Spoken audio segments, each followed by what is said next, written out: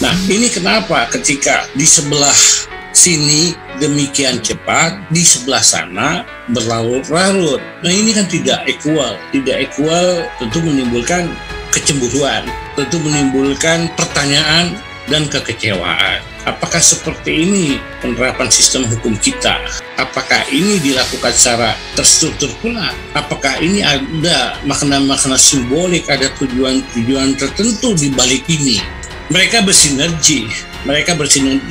Hanya saja yang disayangkan bagaimana bekerjanya sistem hukum itu yang tidak mengandung keadilan, keseimbangan.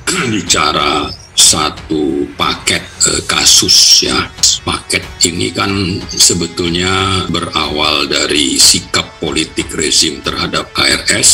Bisa saja ini menjadi latar belakang target politik tidak tercapai. Lalu yang dapat 6 orang ini ya dendam itu ditumpahkan kepada 6 orang ini. Lalu setelah itu bagaimana menutupi? Maka sistem operasi sistematis ya yang punya struktur komando ini lalu harus menutupi bagaimana supaya kasus tidak terungkap, apalagi target tidak tercapai. Karena itulah kita ingin mengulang lagi bahwa presiden dan pemerintah itu hipokrit, atau bahasa terangnya itu munafik. Munafik bilang mau terima laporan, ternyata tidak diterima. Mau menuntaskan secara adil dan transparan dengan mempertimbangkan laporan kita, itu juga tidak dilakukan.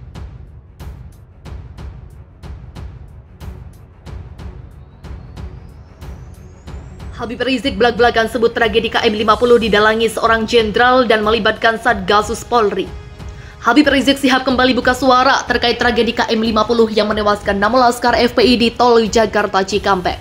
Pantulan Front Persaudaraan Islam ini menuding kasus kematian laskar FPI itu didalangi oleh seorang jenderal dan melibatkan Satgasus Polri. Ia menyebut para pelaku menembakkan laskar FPI dengan sebutan geng KM50. Mobil syuhada ini menjadi bukti penting tentang kebejatan dan kejahatan serta kesadisan geng KM50 yang dipimpin seorang jenderal dan melibatkan Satgasus Polri. Ujar Rizik dikutip dari YouTube Islamic Brotherhood Television Selasa 8 November. Lebih lanjut, Rizik menegaskan bahwa keterlibatan Satgasus yang diketahui oleh ex-Kadif Propam Polri Verdi Sambo merupakan sebuah fakta yang sudah diketahui oleh publik. Sebelumnya, pihak FPI mengambil dan menyimpan barang bukti mobil Chevrolet Spin warna hitam yang dikendarai oleh laskar FPI sebelum tewas ditembak di KM50 Tol Jakarta Cikampek. Menurut Rizik, mobil itu akan disimpan hingga digelarnya pengadilan hak asasi manusia di kemudian hari. Ia menyebut mobil Chevrolet Spin warna hitam itu akan disimpan di sebuah tempat khusus. Fisik mobil tersebut akan memberikan jawaban untuk kita, apa sebetulnya yang terjadi pada peristiwa tragedi KM50. Mobil ini kita akan simpan dengan baik, barang bukti tidak boleh kita hilangkan dan musnahkan, ucap Rizik. Diketahui bahwa kasus KM50 yang terjadi pada 7 Desember 2020 itu telah disidangkan di Pengadilan Negeri Jakarta Selatan. Dalam kasus itu ditetapkan 2 terdakwa yang merupakan polisi, yakni Bribtu Fikri Ramadan dan Ibda M. Yusmin Ohorela. Keduanya didakwa bersalah melakukan pembunuhan dan penganiayaan yang menyebabkan kematian dalam kasus KM50.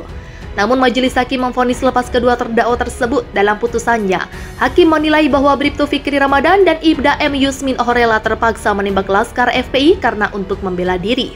Mengadili menyatakan terdakwa terbukti melakukan tindak pidana. Sebagai dakwaan primer, penuntut umum menyatakan perbuatan terdakwa Fikri Ramadan dan M. Yusmin melakukan tindak pidana. Dakwaan primer dalam rangka pembelaan terpaksa melampaui batas.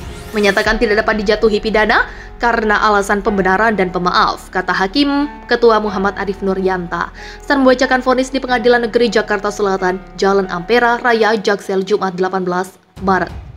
Melepaskan terdakwa dari segala tuntutan, memulihkan hak-hak terdakwa, menetapkan barbuk 1-8 seluruhnya dikembalikan ke penuntut umum, imbuh hakim.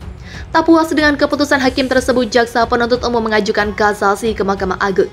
Namun upaya kasasi itu ditolak oleh MA, tolak. Demikian bunyi amar putusan kasasi pada Senin 12 September lalu.